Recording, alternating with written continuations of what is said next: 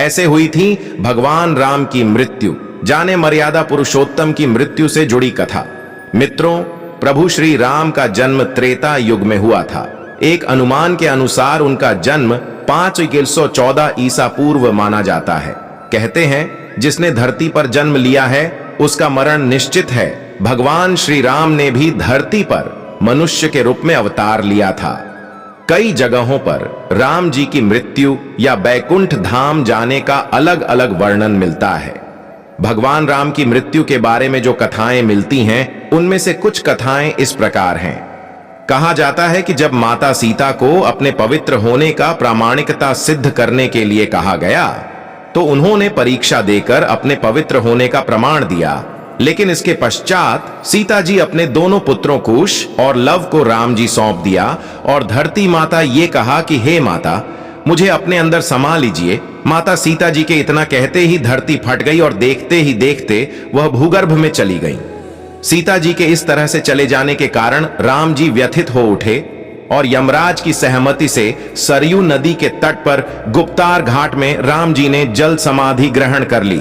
राम जी की मृत्यु के बारे में एक अन्य कथा भी मिलती है, जिसके अनुसार हनुमान जी की अयोध्या में अनुपस्थिति के समय यमदेव ने नगर में प्रवेश किया और संत का रूप धारण कर वे राम जी पास उनके महल में गए। संत वेश धारण किए हुए यमदेव ने श्री राम से कहा कि हम दोनों के बीच की वार्ता गुप्त रहेगी। वे राम से एकांत में बात करना चाहते थे। यमराज जी ने राम जी के सामने यह शर्त रखी कि यदि हमारे वार्तालाप करत समय हमारे बीच कोई आया तो द्वारपाल को मृत्यु दंड मिलेगा। राम ने वचन दे दिया, लेकिन उस समय हनुमान जी वहां उपस्थित नहीं थे, जिसके कारण लक्ष्मण जी को द्वारपाल बनाकर खड़ा किया गया। जिसके बाद यमदेव अपने असली रूप में आ गए और राम जी से कहा, प्रभु, अब आपको अपने लोक लौटना होगा। धरती लोक पर आपका जीवन पूर्ण हो चुका है। अभी वार्तालाप चल ही रही थी। आर्षि दुर्वासा वहां पधारे और लक्ष्मण से द्वार के भीतर अंदर जाने की हट करने लगे। उन्होंने लक्ष्मण से कहा कि यदि वे उन्हें अंदर नहीं जाने देंगे तो वे श्री राम को श्राप दे देंगे। लक्ष्मण जी दुर्वासा के क्रोध से भली भांति परिचित थे। वे अब दुविधा में आ गए। आज्ञा का उल्लंघन करके आर्षि को अंदर जाने देते हैं तो मृत्यु दंड मिलेगा, और अगर वे दुर्वासा को अंदर प्रवेश नहीं करने देते हैं तो ऐसे में प्रभु राम को श्राप दे देंगे और अपने प्राणों की चिंता न करते हुए दुर्वासा को अंदर जाने की अनुमति दे दी। वार्तालाप भंग हो गई। राम जी सोचने लगे कि अब उन्हें अपने प्रिय अनुज लक्ष्मण को मृत्यु दंड देना होगा। उन्होंने लक्ष्मण को राज्य निकाला दे दिया, लेकिन लक्ष्मण ने अपने भ्राता के वचन को तोड़ना नहीं चाहते थे। वचन को पूरा करने के लिए उन्होंने सरयू नदी में जल समाधि ले ली।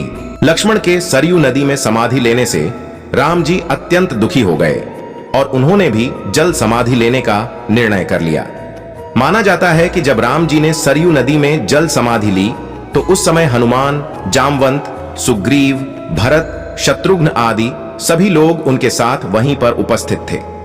श्री राम जी के सरयू नदी के अंदर समाने के तत्पश्चात नदी के भीतर से भगवान विष्णु प्रकट हुए और उन्होंने अपने भक्तों को दर्शन दिए।